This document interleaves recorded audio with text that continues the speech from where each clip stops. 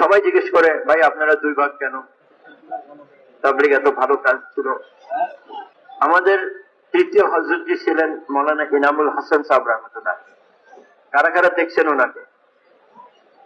বহুত কম লোক। 95-তে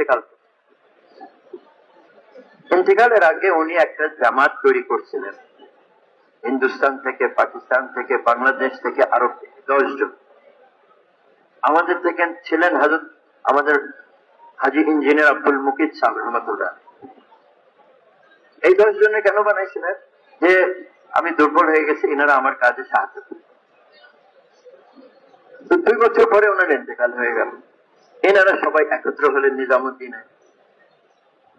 কিসের জন্য একত্র হলেন? আমির ইন্তেকাল করছে, নতুন আমির কে হবে? 2 দিন পরামর্শ, কিন্তু একমত, একজনের উপরে একমত হচ্ছিল না। কেউ বলতেছিল মাওলানা সাদ, কেউ বলতেছিল মাওলানা জুবায়ের হযরতজির ছেলে।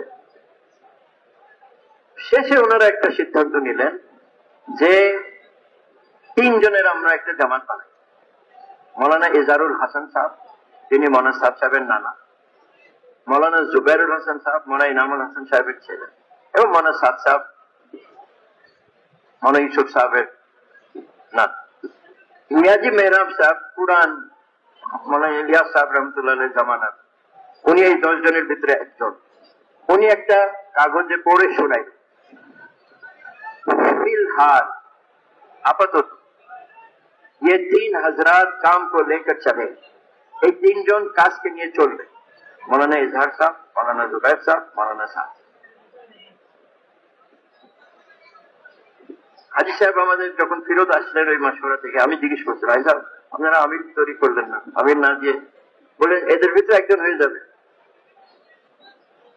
তো মাওলানা ইজহার সাহেব 2 বছর পরে ইন্তেকাল করলেন। মাওলানা জুবায়ের সাহেব, মাওলানা সাদ সাহেব কাজকে নিয়ে চলছে। আমরা দেখতাম বেশিরভাগ মাওলানা সাদ সাহেবই ফয়সালা করতেন।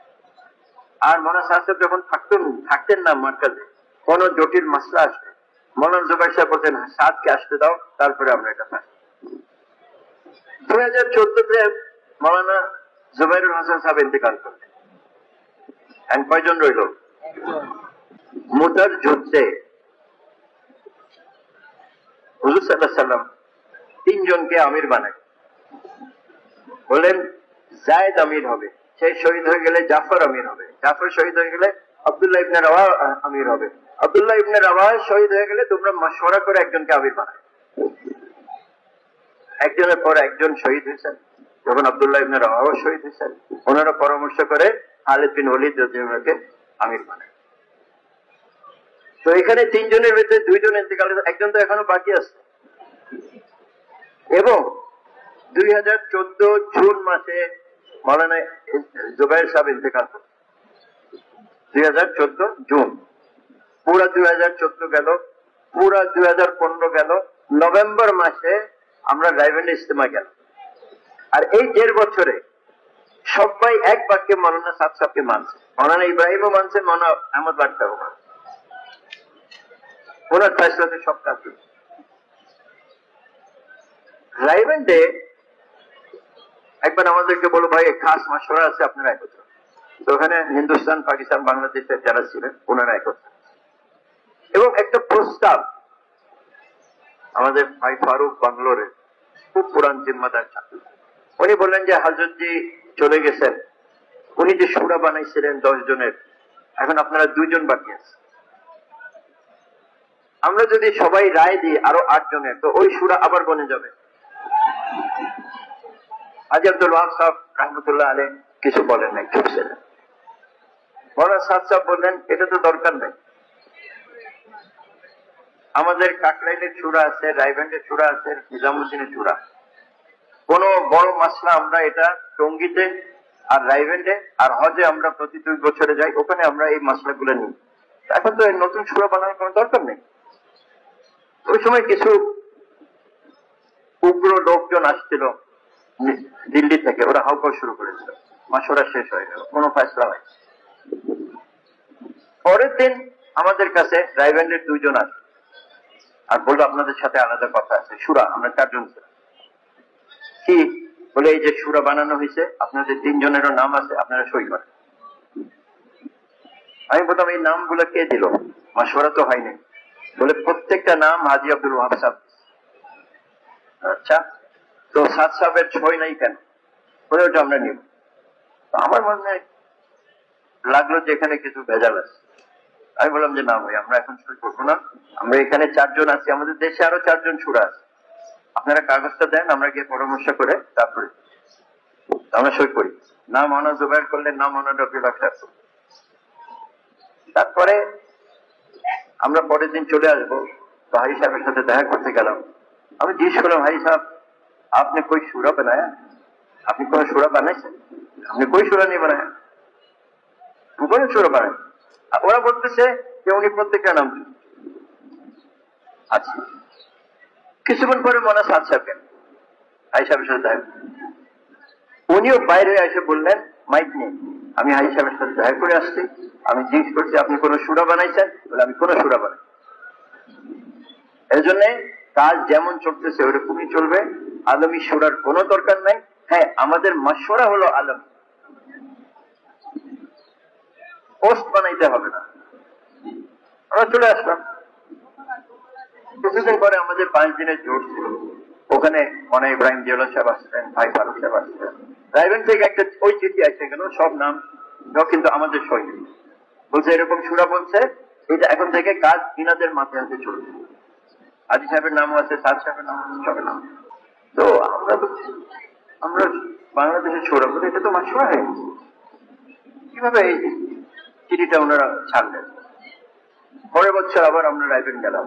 তো আমি হাজী সাহেবের কাছে, হাজী সাহেব আপনাদের 8 জনের সই আছে যে কোনো গুরুত্বপূর্ণ বিষয় হলে এটা আমাদের সবাই একমত হইতে। ওই যে 10 জনের ভিতরে 8 জনের সই।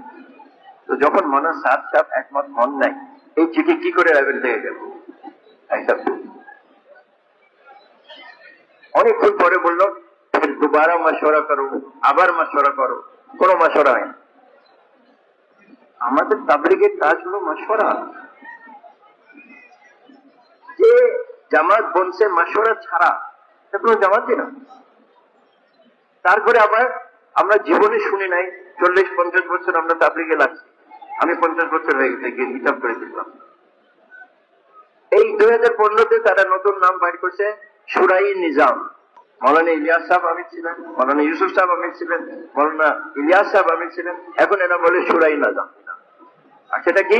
কিছু বাংলাদেশে, কিছু পাকিস্তানে, কিছু রাইবেন্ডে এভাবে একটা কাজ চলে, যেখানে একটা মসজিদের কাজের জন্য প্রত্যেক দিন মাশওয়ারা করতে হবে। সারা দুনিয়ার কাজ তারা একবার রাইবেন্ডে গিয়ে মাশওয়ারা করবে। তো আমরা চলে আসলাম। এখানে সব সুন্দর চলতেছে, কিন্তু দেখতেছি যে আমাদের উলামা ইকরামরা আসলেন যে আপনারা মাওলানা সাহেব আনবেন না, আপনারা শুরাই নিজাম মাইনে নেন, আপনারা এটা করে এটা করে। আমরা বলে আচ্ছা আমরা মাশওয়ারা করলাম। আমরা যখন নিজে মাশওয়ারা করলাম, মাওলানা জুবাইর সাহেব যে এই সূরা তো বনে নাই, আমরা এটা কি করে মানব? তো আমরা উলামাদেরকে চিঠি লিখছি যে আমরা একটা শব্দ খুঁজতেছিলাম, উর্দুতে চিঠি লেখা হয়েছে যে এই সূরা তো বনে নাই, এটার নাম কি দিব? মাওলানা জুবাইর সাহেব বলছেন মুজাওয়াজা সূরা, মানে যে সূরা তাজউইজ করা হয়েছে, এখনো ফায়সালা। এই চিঠি আমরা পাঠিয়েছি মাওলানা আব্দুল কুদ্দুস সাহেব। কয়েকদিন পরে দেখা গেল যে মাওলানা জুবাইর সাহেব একটু অন্যরকম। তো উনি আমাদেরকে বললেন মাশওয়ারাতে, ভাই আমি তাবলীগ ছাড়তে পারি, উলামাদেরকে ছাড়বো। আমরা তো অবাক হয়ে গেলাম, জীবনভর তাবলীগ করে এই অবস্থা। তো হ্যাঁ, আমরা আমাদের কাজ চালাই। মনে সাদ সাহেবকে আল্লাহ আমির বানিয়েছে। কিভাবে? 10 জনের ভিতরে উনি একজন ছিলেন, 3 জনের ভিতরে উনি একজন ছিলেন, ওই 3 জনের একজন এখন উনি বাকি আছে। যতক্ষণ পর্যন্ত ওনার ইন্তেকাল হবে না, আপনি নতুন আমিরের ফেসলা করতে পারেন। মুতার জব। তো ইনশাআল্লাহ তাআলা আল্লাহ পাক আমাদেরকে তৌফিক দেন। আমরা তাদের সাথে আমাদের কোনো ঝগড়া নাই। উলামা ইকরাম আমাদের মাথার তাজ, ওনাদেরকে ব্যবহার করছেন এনারা। ছোট ছোট বাচ্চাদেরকে এনে ইস্তেমা মাঠ ভরে দেয়, অর্ধেক মাঠ বাচ্চারা আর বাকি পুরা। সব জায়গায় বাচ্চাদেরকে লাগাই দেয় মারার জন্য, ধাক্কা দেওয়ার জন্য। এগুলো থেকে আমি ওনাদের কাছে আমরা অনুরোধ করছি কয়েকবার লিখিত, এগুলো করেন না। আমরা বসি, যদি আমাদের কোনো ব্যাপার থাকে একসাথে বসে একটা হাল করি। আচ্ছা, আপনারা মানে সাত সাথে মানেন না, আমরা মানি, আমাদেরকে কাজ করতে দেন। আপনারা ওনাদের সুরাই নিজাম বা যা একটা বানাইছেন আপনারা নতুন জিনিস তাবলীগে, আপনারা করেন, আমরা তো মানা করি না, তো ঝগড়া করবো কেন? এই জন্য আমাদের সব সাথীদেরকে আমরা বলছি আমরা এদের সাথে কোনো ঝগড়া করবো, আমরা আমাদের কাজ করবো, আমাদের আখলাক দেখাবো। আমরা মানুষ তার সাথে জিজ্ঞেস করছিলাম যে ওনারা তো আমাদের জামাতকে মসজিদ থেকে ধাক্কা দিয়ে বাইর করে দেয়, মারধর করে, আমরা কি করবো? বলে ওরা জামাত আসলে তাদের ইকরাম করবো, ইকরাম করবা, এবং তারা যদি বয়ান করতে চায় বয়ান করো, কিন্তু তাশকিল তোমরা করো।